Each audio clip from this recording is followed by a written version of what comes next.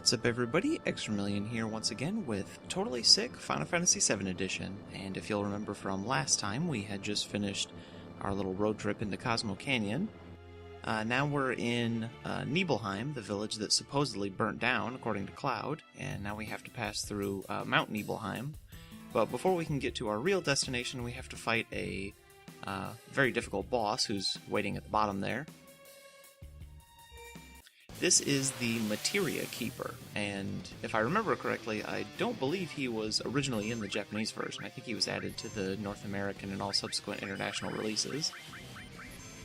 He has 8400 HP, and is a pretty difficult enemy. All of his attacks do quite a bit of damage, even in the back row.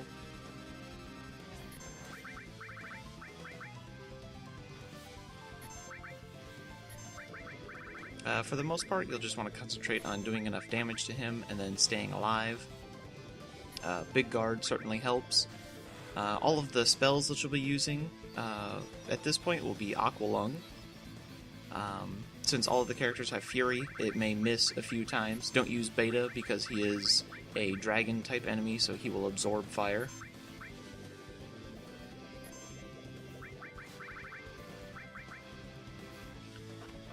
Obviously, try to keep enough MP around to use White Wind if you need it to heal yourself. As you can see, he is also vulnerable to the stop effect from Cross Slash, so you can use that to get in a few more good hits. Basically, what you want to do is take him down to below about 4800 HP, or around half his health. Once he gets down to there, he will start using a combo where he will heal himself with Cure 2, and then he will immediately afterwards use a enemy skill spell that you can learn called Trine, which is a very powerful lightning attack.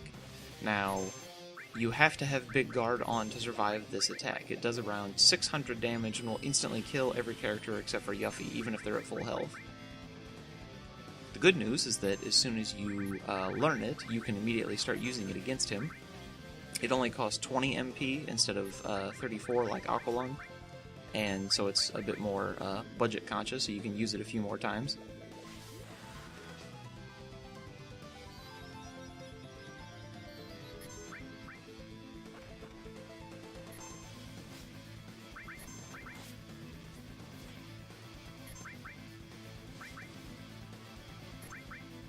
So as you can see, here he goes, he'll use Cure 2 on himself, and then the very next one is Trine, this is his very next move.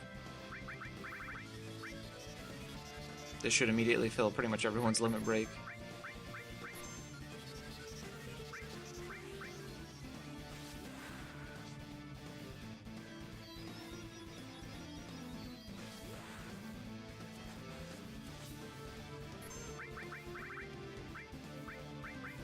He is also immune to gravity-based attacks, which is why you can't use laser, unfortunately. The tough part about this fight is basically making sure that you have Big Guard up to survive Trine, and lasting long enough, because you can, if you get lucky, freeze him with Cross Slash and then have all your characters dead, hopefully by that time, and then just kill him with Aerith with a lucky attack. But most of the time, his ability to cast Cure 2 on himself constantly will kind of screw up your plans. Because obviously, if he casts it before Aerith gets her final blow in, then all the other characters will be dead, and then she'll quickly follow. So essentially what you want to do is get him down to around 1 or 2,000 HP, so that you can kill him fairly quickly when you need to. And then basically just last long enough so that he runs out of magic. He will use his Cure 2 plus Trine combo 6 times, and then afterwards he will use Cure 2 a final time, and then he will finally be out of MP and can basically just use his regular attacks. His regular attacks are still pretty strong though, like his Hell combo does around 400 HP if you don't have Big Guard up, even in the back row.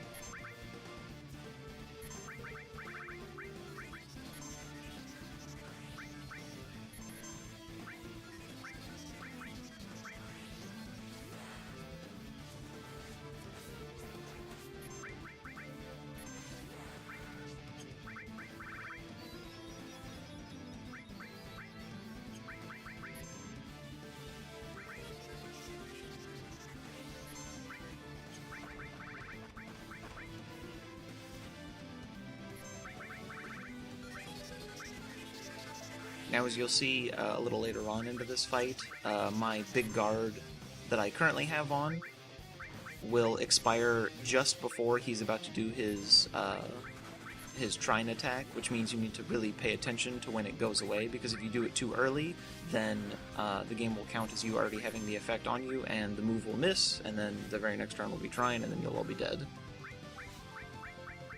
So you'll want to time your big guard right when it wears off.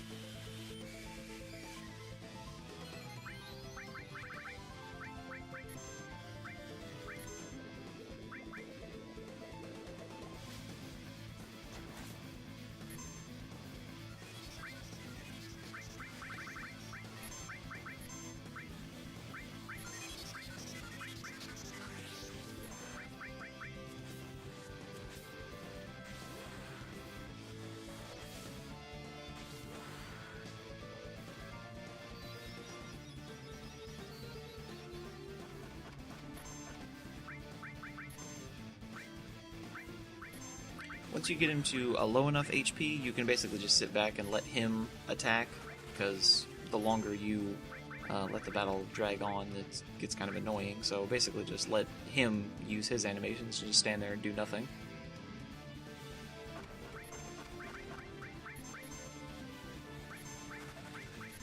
Just focus on healing yourself, and then switch to Braver instead of Cross Slash so you don't paralyze him and make the battle last even longer.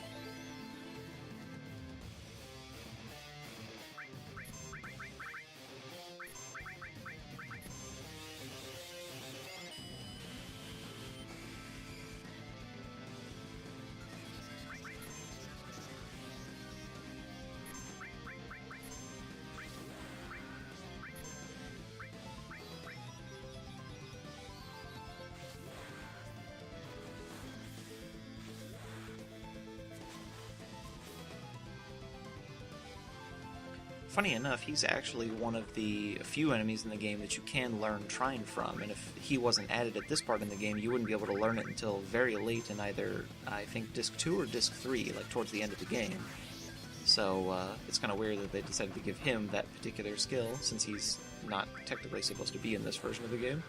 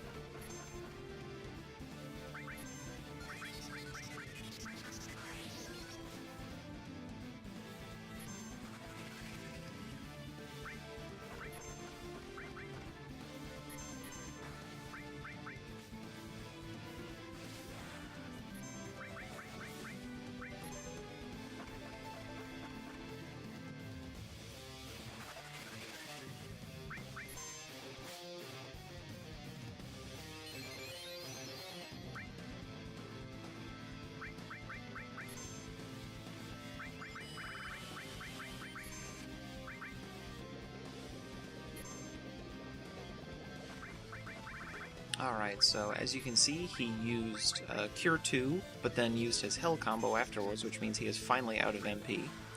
I think I zoned out while I was playing this fight, so I don't immediately realize that he's out of magic, so I keep waiting around for him to do Trine, but I eventually catch on and start whittling his HP down to where I can kill him with Aerith. Obviously, the hard part, once again, is getting Aerith by herself with enough health to actually kill him, and making it so that your moves don't miss, because obviously if she needs to save herself with Pulse of Life, it'll revive all your characters, and you'll have to basically start whittling their health back down all over again.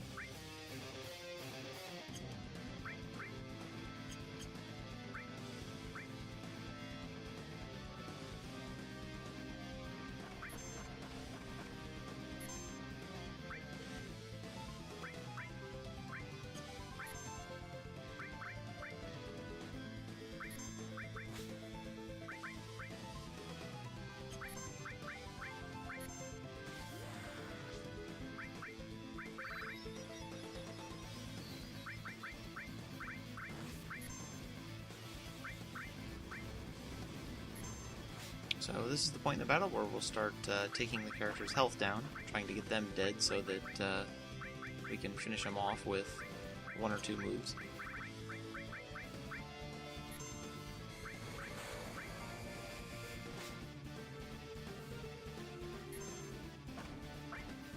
So once Yuffie's dead, basically just cast either Trine or Aqualung on him, and then it'll kill him, and hopefully he'll survive long enough to beat him. Then once you do, we can finally make our way out of Mount Nibelheim.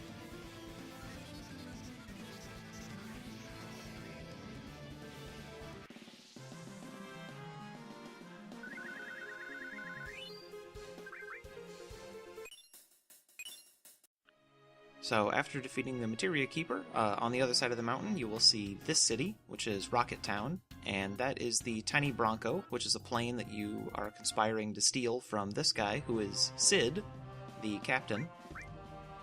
He's the final party member we'll receive, and there's actually a character named Sid in every Final Fantasy. He had big dreams of going into space, but unfortunately it was screwed up by his partner there, that woman. He cut the engines to save her life because she was stuck in the bottom of the ship, making sure that the final preparations were complete. After the failed launch of his rocket, Shin-ra was no longer really interested in going into space, so they stopped funding him, and then he's basically been in like a big depression ever since. Eventually, Rufus from Shin-ra and a couple of his lackeys will show up, and they need to steal the Tiny Bronco for some reason. I never really figured out why, since they already have the High Wind.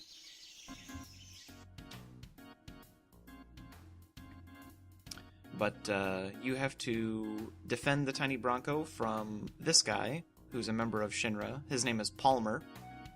And you get in a boss fight with him, but this isn't really like a true boss fight. It's basically just against a slightly more powerful enemy. He's kind of a joke. Obviously, Cloud and Yuffie are still dead from the battle with the Materia Keeper, so right away use Pulse of Life to get everyone back up. Palmer has 6,000 HP, and he only has 2 attacks. Or, well, he has 1 attack. He has 2 moves. One is he will taunt you and waste a turn, and the other one is he will attack you with his Mako gun. And the Mako gun will randomly do either Fire 2, Ice 2, or Bolt 2. So one of those 3 elements. They all do pretty much the same amount of damage. And most of this fight is basically just spent waiting for him to use Mako Gun 10 times. Once he uses it the 10th time, he will not have enough MP to cast it again, and he will basically be unable to attack, so you can just kill him at your own leisure.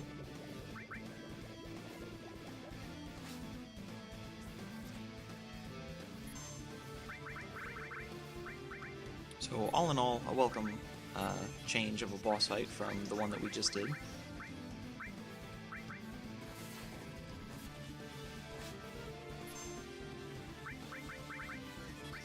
Obviously, Cloud and Yuffie no longer have Fury, since they died and had to be revived.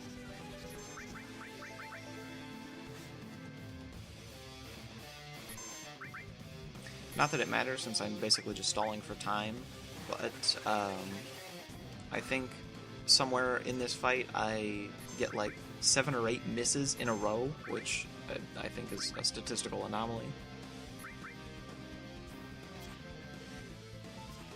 I guess Palmer must have some sort of really high evasion.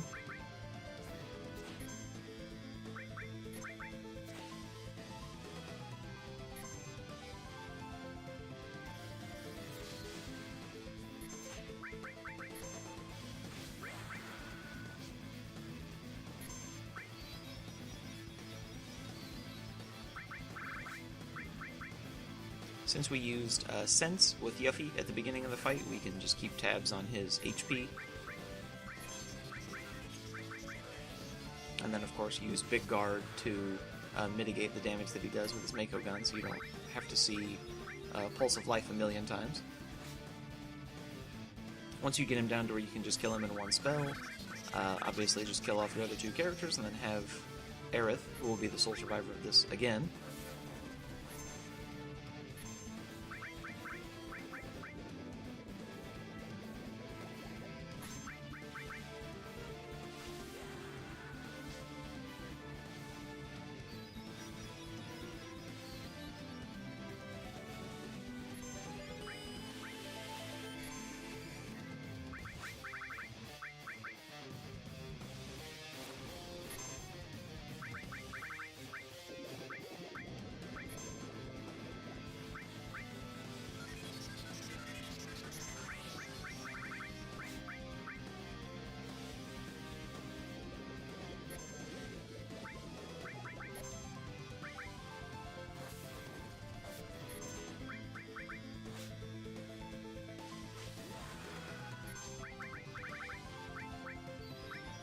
So we'll just do a few more attacks to him, and then we'll start killing our characters. He should be almost out of MP and pretty much dead at this point.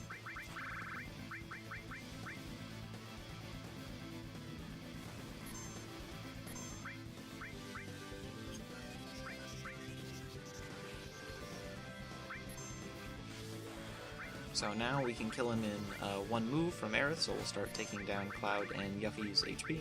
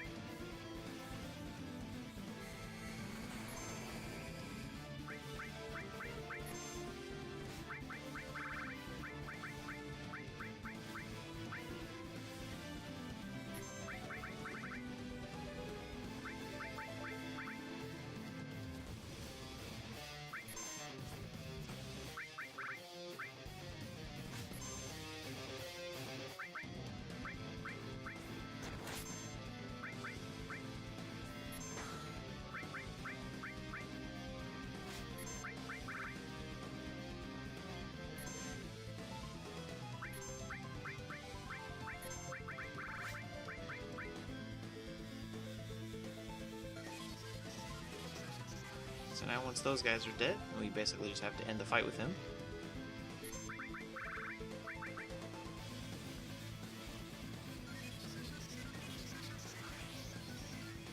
I said we just have to end the fight with him. I'm not sure why Palmer's evasion is so high, so I decided to go for broke and just use Aqualung, just because it was pissing me off. So there we go, he's finally dead, and then he gets hit by a truck.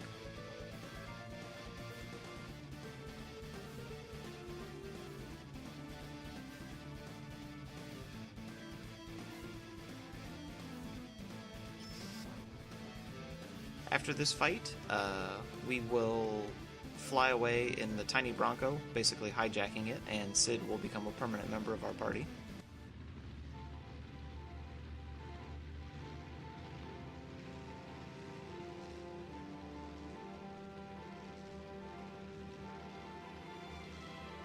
From here, we have to get to the Temple of the Ancients, which is where Sephiroth supposedly is. But before we do that, we basically have to make a side quest run to Yuffie's hometown of Wutai.